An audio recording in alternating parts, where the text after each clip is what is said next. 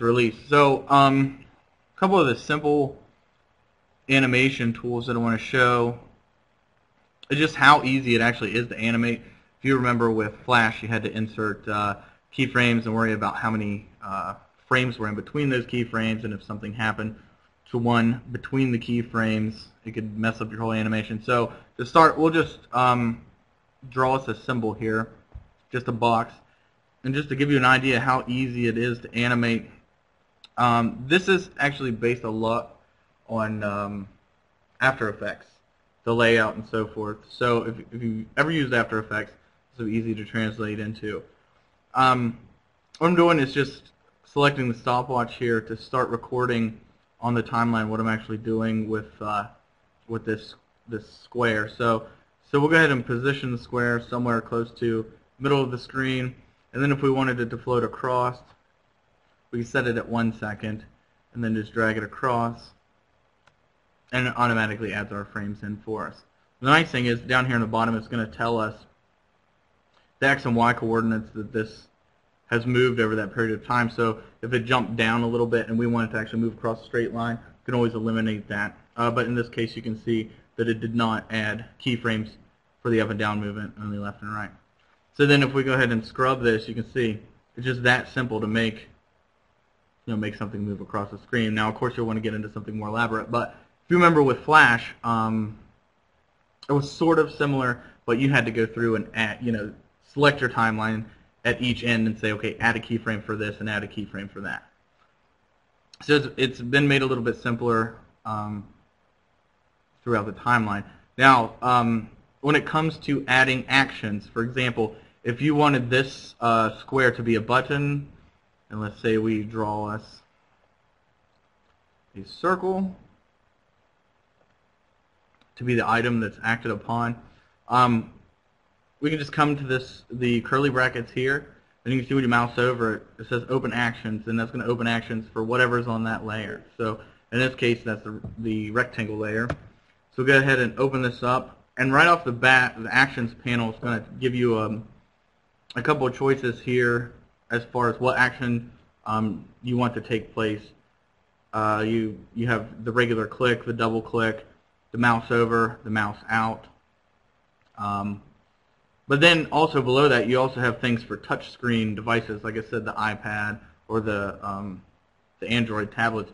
So you have touch to start, touch to move, and touch to end.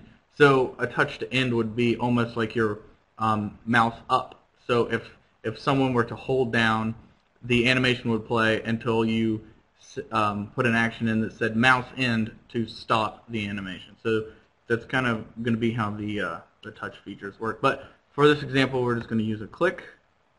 So cool. So when we select click now, what happens is we get this nice panel that comes up, and over here on the right we have quite a few things to select from, including some areas where we can choose what symbols do, and also if we want to draw a symbol right in the animation as it's playing.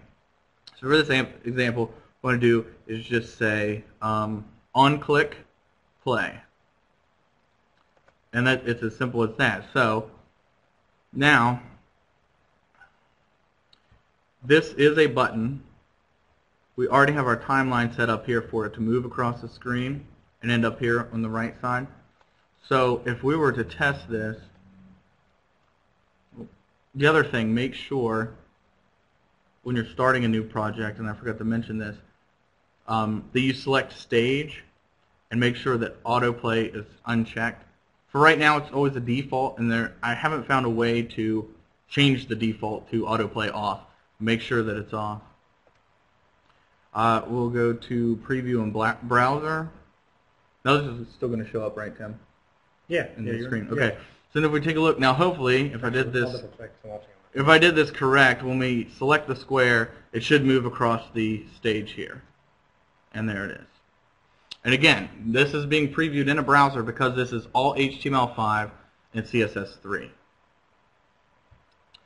And for the time being, just as a side note, this only works in Internet Explorer 9. Any of the previous versions, right now it does not work in. So it's Internet Explorer 9, and then of course all the Everything else. Everything else. It works in everything else. Oh, so if I'm running Firefox, Google Firefox, Chrome, Chrome, any of that, it's going to run in. Safari, it's going to be fine. Yeah, Right. It's just Internet Explorer. You got to have the latest version. Right. So it won't work with Internet Explorer 6? Nope. Definitely not. So now what I want to do, so now I've given you an idea of how simple it is now to animate this stuff and to add actions without the action script. I want to take a look at one of the projects. Wait, can I ask you real quick? Sure. If that button that you were just touching, you did it so click, if you wanted to add the touch features to it as well, does it add? Yes, you can add functions to each. Right. So same button, but additional functions. Exactly. You would just say, and let me go back to that real quick, and I'll show you here. The way you would do that. So again, we go back to our actions, open actions panel for the rectangle because that's our button. And we just select that. You can see our click command is still here. Click and play. All we have to do is click this little plus sign, come down to touch to start, and then again add the same thing, touch to play. So now if you look here, you have these two tabs. You have touch to start, and then you also have click to start. Oh, so it just creates tabs for each function. It does, exactly. Nice. Exactly. So it's very organized. It's very easy to understand. And like I said, this timeline is a whole lot cleaner than it would have been with Flash. So let's take a look. So this is going to be their premier HTML5 product. Yes. Yes. This is going to be one of the premier programs. So. Is this something you created here? Yes, this is a project that we've been working on.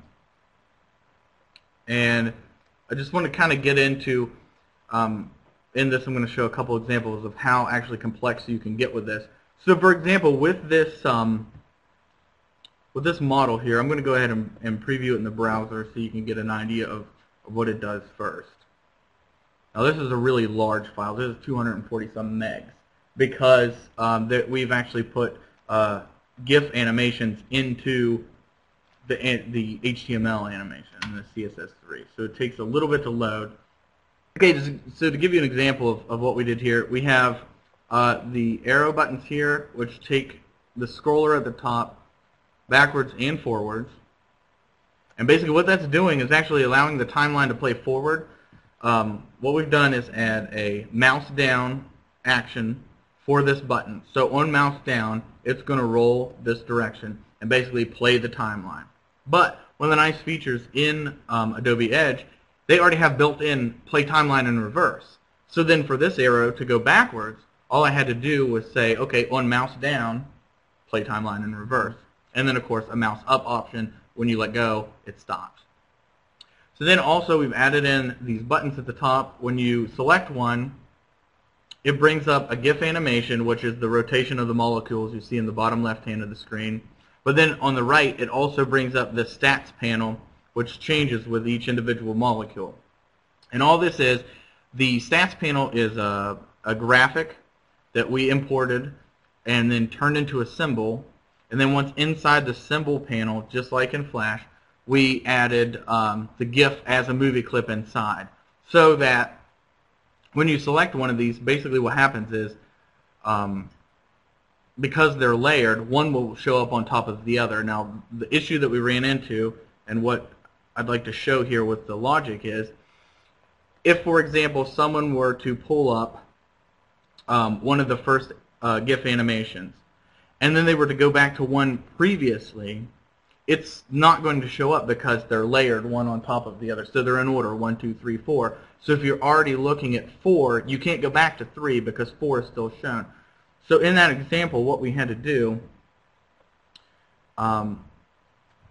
when we added our button, so we added a click function, of course. So when you click on one of the white squares at the top, it would start playing our animation, which is inside technically a movie clip, but it's just called a symbol in Adobe Edge. And this code, you didn't have to write all that by hand. It was used right. This code that's showing up down here in the Actions panel is a lot of it's pulled from right here. Now, what you do have to put in, of course, is pretty much everything you see here in orange is the items you have to put in.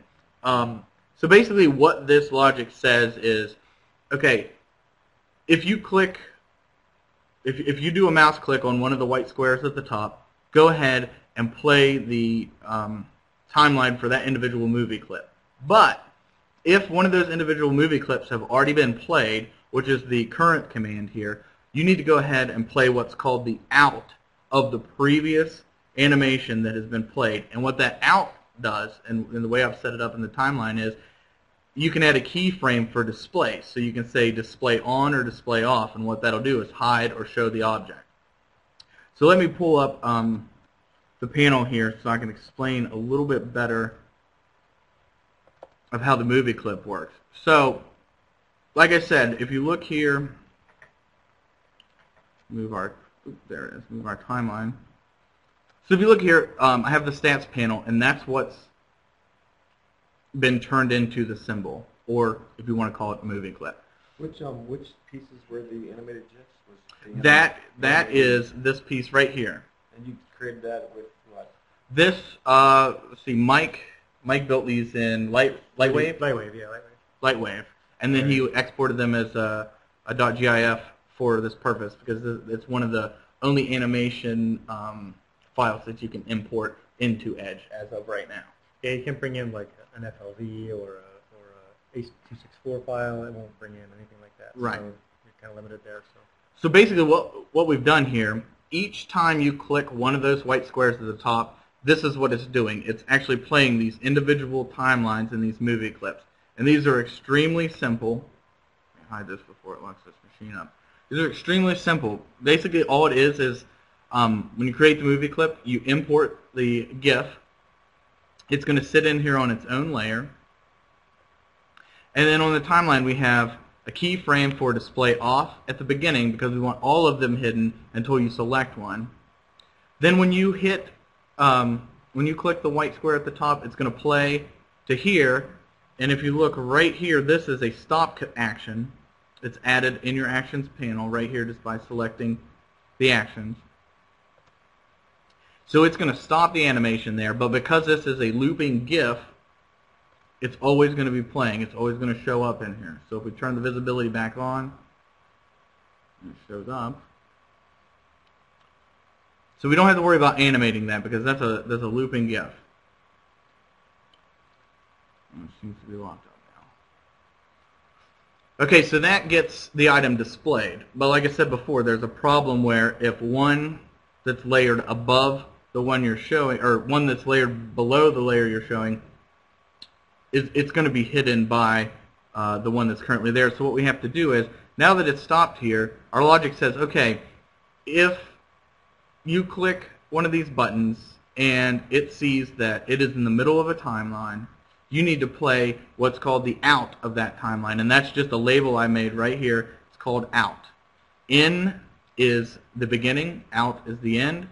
So when we look at the logic here in a minute, this will make a lot more sense. But now that it's stopped here and you select another object, it's going to say, okay, it's currently in play on the timeline, so I need to play out of that movie clip before I go to the next one. So the timeline is just going to slide to this out. Visibility is shut off. And now the other one can play the in. So it would go from here to here and show the next set of animations. And it does that for every one. So now if we go back to the stage, the main stage, and we take a look at the logic, this is basically, you'll see the in and out tags. So it basically says if it's current, meaning if it's in the middle of the timeline, and not literally the middle, but if it's in play in the timeline, we need to go ahead and play out, which is the disappearing feature. And then if it's not, go ahead and get the symbol for whichever one selected and play the in, which would take it from invisible to visible. So that is, in this case, we have this particular animation showing up. So when I select another one, it's going to say, okay, this one's showing, so I need to play the out of this one and the in of the new one I'm selecting. So basically it hides the other one and displays this one. And it's all because these are layered just like in any other, like Photoshop or anything else. You have to turn off the layer above it to see the layer below it, if they're stacked on top of each other like this. And that's pretty much it.